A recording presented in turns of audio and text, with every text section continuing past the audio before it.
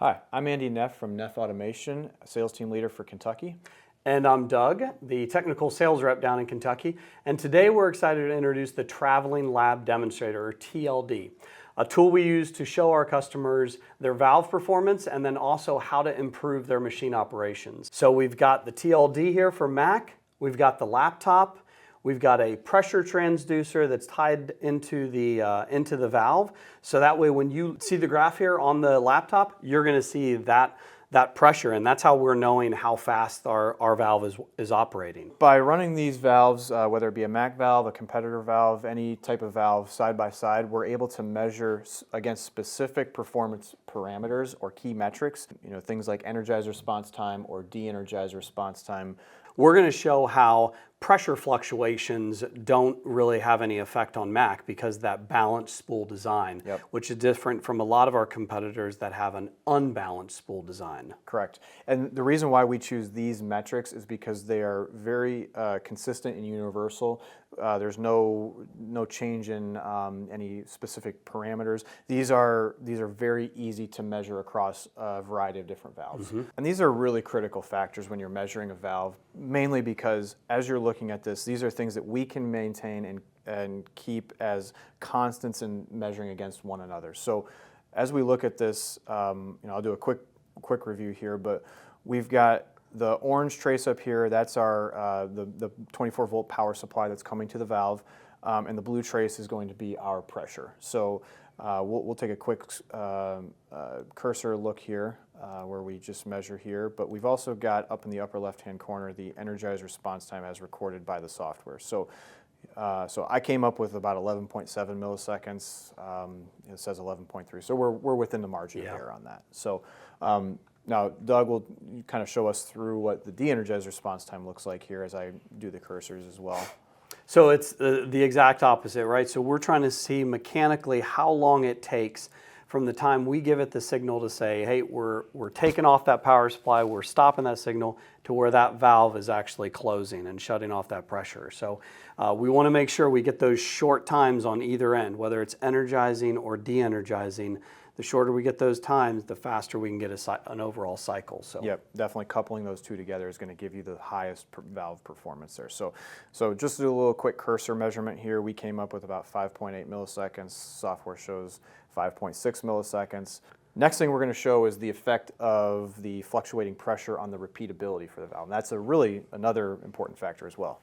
Yeah, so what we're going to be doing is you got some of those times that Andy had mentioned, that energized response time and de-energized response time.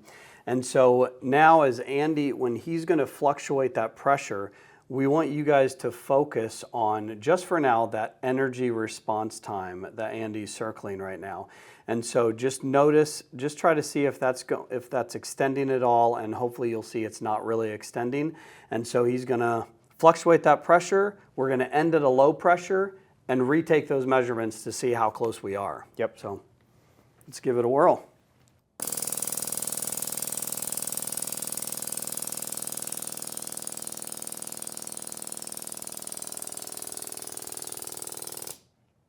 There we go. So hopefully while you were watching that energy response time, you noticed that there was very little, if no, fluctuation. So now once Andy puts those lines on there, 9.5. So we actually had a little less, which is interesting. Usually, as you would lower the pressure in a valve, you would expect the on time to extend out longer for an unbalanced design versus the balanced design. So we're going to operate probably within that 9 to 11 millisecond energized response time range. So in some cases, our customers, they don't have a valve choice yet, and so they're trying to figure out, hey, we just want a valve that'll perform in these critical guidelines, right? The next step is saying, all right, we currently have this valve in operation and we're hoping to get a little bit faster. And so that's why these comparison charts is very key, because we can show you on those charts the valve, the MAC valve directly related to a competitor. So what we're going to show here now is we're going to show the same traces. We've got the MAC valve is in red and purple, and then we have the competitor valve in orange and blue. Same valve. We tried to test them as close to the same circumstances as we had. So we want to look at the difference in energized response time. I might take off a couple of these ones here real quick so we can look and just see the difference on those. But so if we map our de-energized response time there, or I'm sorry, our energized response time, it looks like they're both fairly comparable. The MAC valve is probably at about 11-ish seconds or 11 milliseconds there, and then the competitor is right around 10. So nothing too different there. If you want to go through the de-energized response time, I'll do the pointing and shooting here for that one. So. Yeah, so for the de-energized response time, that's where we're seeing the major difference. Yep. And so we talked about before the importance of needing both those response times to be as fast as possible. Yep. In this case, the de-energized is significantly longer for this competitor. Yeah, we kind of estimate the MAC valve to be right around the 5.5 to 6 millisecond de-energized response time here, where if we take this one out here to the drop off, on this measurement we've got it at about 13 and a half to 14 milliseconds here for a de-energized response time. So significant difference. Well over double. So I'll put the rest of the traces up here as well, and if they get too muddy, we'll remove them. But we'll look same type of scenario here that we had with the high pressure. So we'll do the de-energized response times here. Should have kept that one there. So MAC valve right around 5.5 milliseconds. That's the purple one. We're going to take the same for the blue there.